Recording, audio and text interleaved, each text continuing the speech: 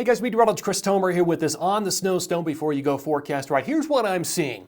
So the next item of interest is this southern track storm system that will pull out of California, hit Utah, Arizona, New Mexico, and Colorado 1.3 to 1.5.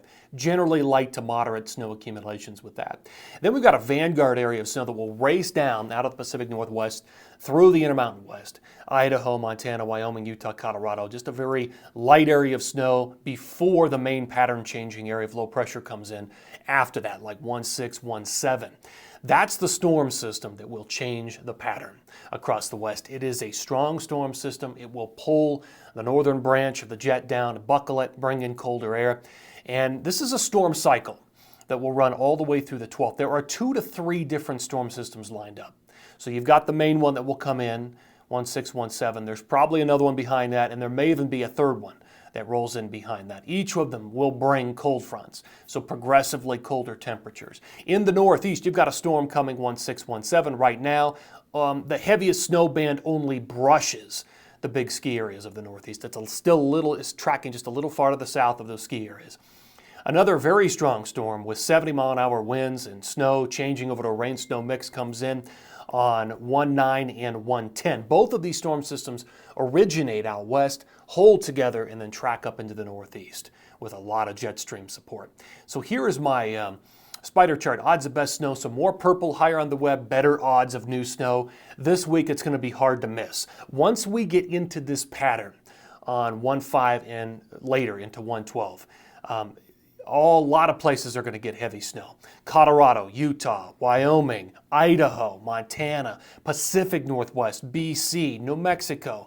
All of these places are in for a good showing on the spider chart here all the way through the period. All right, let me show you what water vapor looks like here. Let me just show you what we're dealing with as far as storm systems. So one area of low pressure is right here. This is the southern track storm that will impact Utah, Arizona, Colorado, and New Mexico. Now that opens the door. Look at this powerhouse area of low pressure. That's our pattern-changing area of low pressure that will move in, grab the northern branch, and then come crashing down on the Intermountain West. That will help rotate in potentially two additional storm systems across the west. Here's the forecast radar and satellite. So by the time we get into Thursday morning, this is the setup. Area of low pressure, southern track coming through the four corners with a band of snow. By the time we get into the afternoon hours, it's in New Mexico and Colorado, and by the time it starts to depart on 1.5, here comes that vanguard area of snow racing through Idaho, Montana, eventually Wyoming, Utah, and Colorado on 1.5. And then immediately behind that, here comes our strong storm system into the Pacific Northwest. That's the pattern-changing area of low pressure. By the morning hours of 1.7, it is snowing and it's much colder. Montana, the Wasatch, the Tetons, into Colorado. Into the afternoon hours, same kind of thing, still snowing, dives into New Mexico. Now behind that storm system, on late 1.8, another storm hits the Pacific Northwest, and that one will also move into the Intermountain West on roughly 1.9, 1.10, and maybe another storm for 1.11 and 1.12. So you get the idea. We've got a nice storm cycle lined up. Jet stream on 1.5 late in the day. Nice orientation with the jet. Northern branches buckling with that main storm system beginning to move into the Pacific Northwest. That's the pattern changing low. Here it is by 1.7, moving through Utah, Wyoming, Colorado, and New Mexico, and then eventually it departs, and then another storm will move in with jet stream support. Here's the view on 1.10. There's that second area of low pressure, big trough moving through the Intermountain West with additional accumulation and colder air, and there could be another storm behind this for 1.11 and 1.12.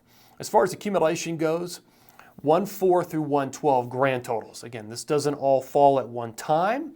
There are 2 to 3 different storms to distribute this. So let's just start in the Pacific Northwest. 1 to 3 feet, Whistler, down to Rainier and Baker and Stevens. 4 to 5 feet or more through Timberline and Bachelor. Probably 2 to 3 feet for the Tetons. 1 to 2 feet up in parts of Montana, central to northern Idaho. A real hot spot up there for, just good solid snow this period. A couple of feet for the Wasatch, and in Colorado, generally the heaviest snow will be across the western and southwest aspects of Colorado with about a foot to maybe 2 feet. Elsewhere, Summit County up on the Continental Divide, about a foot of grand total snow accumulation, and about a foot, we'll call it 10 to 15, down in New Mexico.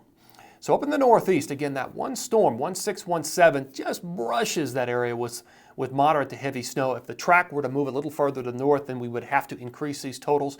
There's another storm, again, 110 with very high winds, probably 70-mile-an-hour gusts, and heavy snow changing to a rain-snow mix during that time frame. That's how much warm air this thing could push in on 19 and 110. All right, guys, that's going to do it for this On the Snow Before You Go forecast. Take care and enjoy all this new snow that's on the way.